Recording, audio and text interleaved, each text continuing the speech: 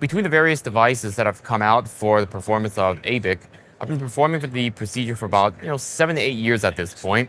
And the reason I started was mainly because at the time when this all first began about 7 to 8 years ago, all we really had was essentially trabecular micro bypass stenting. I had a lot of patients who needed a little bit more than just what stenting was able to offer, and so that's where canaloplasty came in, because it was able to actually get better pressure reduction and also a little bit better in terms of medication reduction than what stenting alone was able to provide. The iTrack Advance for the performance of ABIC is so benign, and the post-operative course looks so clean that I don't really have any qualms about doing it in pretty much all stages of glaucoma, ranging from mild to moderate to severe. Now, for my milder patients, it does very little in the way of post-operative liphemas, that kind of stuff. And so the anterior chamber really looks clean. As a result of that, even for patients who are undergoing something like a LAL, light adjustable lens, or a panoptic lens, multifocal lens, I don't really have any qualms about doing this procedure because the post-operative course is very smooth. For some of my more moderate severe patients, what I like to do is oftentimes create a 180 to 360 degrees goniotomy in order to reduce the pressures a little bit better. And that's because with the iTrack, I think that it leads to better pressure reduction with a true 180 to 360 goniotomy compared to a lot of the other devices out there.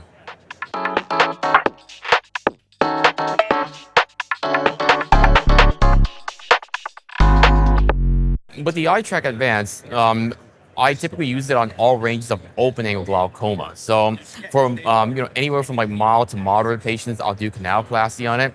And as long as the patient doesn't have something that precludes them from having the procedure, such as PAS or neovascularization, which of course is going to make any sort of angle-based procedure not work, I think it's a great option. I think the only people I typically don't do it on is going to be someone who has end-stage disease. And those patients, what it is that they will actually have such bad optic nerves that you do not want to snuff out that nerve.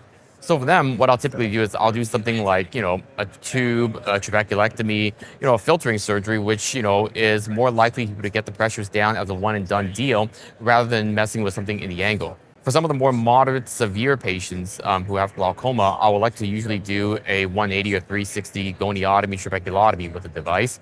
And in those sort of patients, I have a little bit more of a stringent criteria.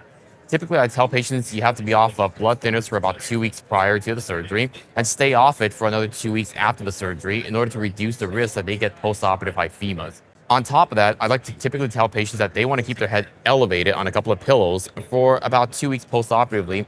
And this, once again, also reduces the chance that they're going to get post-operative liphemas.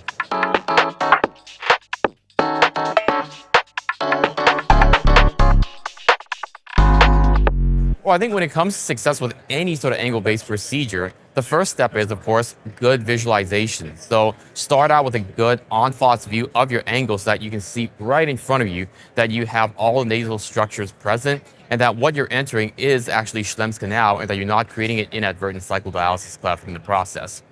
Beyond that, the iTrack is great because it has a lighted tip that tells you exactly where you are at all times. And so it can tell you when you've hit an occlusion or you've entered a part of the eye that you don't want it to go into. And as a result, it tells you when to stop. So let's say you move along the canal, you hit an occlusion as indicated by the lighted tip not wanting to move forward anymore. What I typically want to do is I'll just go have my assistant do a couple of clicks of OVD, see if I can bypass it. And if after 1 or 2 tries, I can't get that done, I just say, we're going to stop, we're going to retract, and we're going to inject OVD on the way out. And when you do that, it just allows you to get out while you're ahead, because the worst thing to do is try to force that thing through into an area that it doesn't want to be. And so very important that you don't want to force it through like that. The second is making sure that your catheter is oriented correctly relative to the tip of your cannula. And what I mean by that is that during the process of intubation, going into the canal, and also withdrawing and coming out of the canal, you do not want to have the edges of the beveled cannula scraping up against the catheter itself, because that can actually damage it. So the way that you avoid this is during the process of ab-interno canaloplasty, keep the tip of the device in Schlemm's canal at the entrance and do not allow it to drift into the anterior chamber because that's what's going to cause these problems to arise.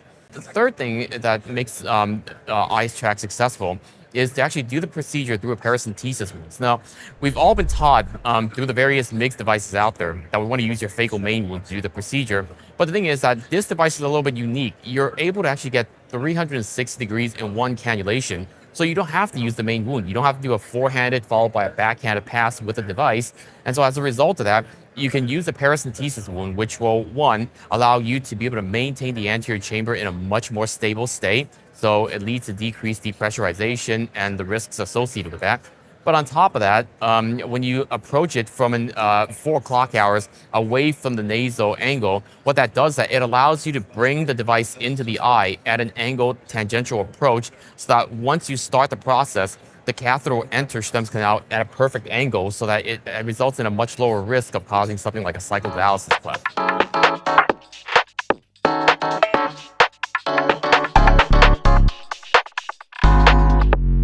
I think that one of my favorite features of the iTrack Advanced is that it has the ability to be able to deliver high volumes of pressurized viscoelastic into Schlemm's canal during the process of ab-interno canaloplasty.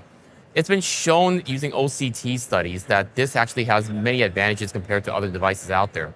Other devices, what they typically do is they'll usually just fill in the space that was created in Schlemm's canal with the catheter as you're retracting. But it doesn't really do much else beyond that. With the iTrack, because you're delivering higher volumes of viscoelastic, what it does is that in anterior segment OCTs intraoperatively, it thins out your trabecular meshwork, so it'll allow fluid to be able to bypass the TM a little bit better. But beyond that, which is what I really like the most, is that it'll also dilate a lot of the downstream collector channels. And so now what you're having is an enhancement of the outflow system at all 3 points of resistance. The second thing I really like about it is the lighted tip. I mean, the very fact that it gives you guidance in terms of where you are makes it super safe. It tells you exactly where you are. It prevents you from going into a part of the eye that you don't want to be in, and also tells you when you've hit an occlusion.